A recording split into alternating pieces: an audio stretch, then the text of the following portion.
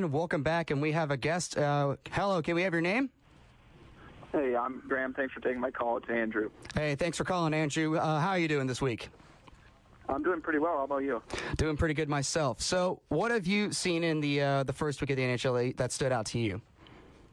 Well, I just want to talk about my hometown Minnesota Wild so far. They're off to a hot start, skidding a little bit, lost just the other night in overtime to the St. Louis Blues. I wanted to get your opinion on the Wild and how they've started the season. I think the Wild have a really good system in place. They're quite an annoying team for if you're trying to score on them, because Mike Yeo coaches a system in which, you're trapped. You can't get past the defense. You can't find a shooting lane.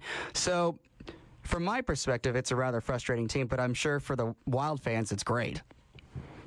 Last question, then I'll hang up and listen. Thanks again for taking my call. I just wanted to ask you your opinion on the Wild's free agent acquisitions this summer. Obviously, getting a couple big-name guys in Parise and Suter. Do you expect them to contribute right away? Oh, absolutely. Parise has started to contribute right away. He's got, I believe, 3 goals. He could have one more. I haven't really tracked that.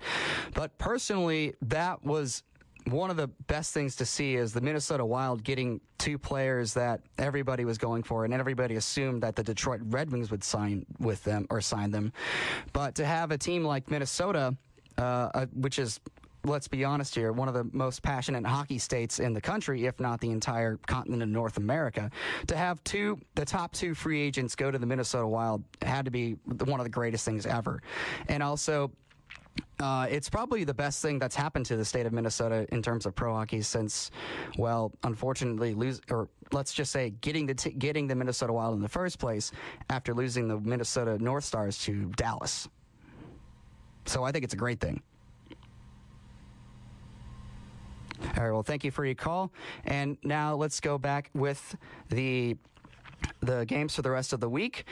Well, as I mentioned earlier, Rangers-Flyers is always a heated rivalry, and I can assure you that there will be some, there'll be lots of fights, lots of goal scoring if the Flyers can pick up their game, or it's either going to be a really high scoring game or just a tight defensive game. That game is today at 4 o'clock Pacific time, and this will be your first chance, if you haven't seen it yet, to see Rick Nash, Brad Richards, and Marian Gaborik collaborate together, which is basically the video game line. Thursday is Sabres-Bruins. That is always a heated rivalry. The Bruins and the Sabres just do not like each other, especially after Milan Lucic took out Ryan Miller.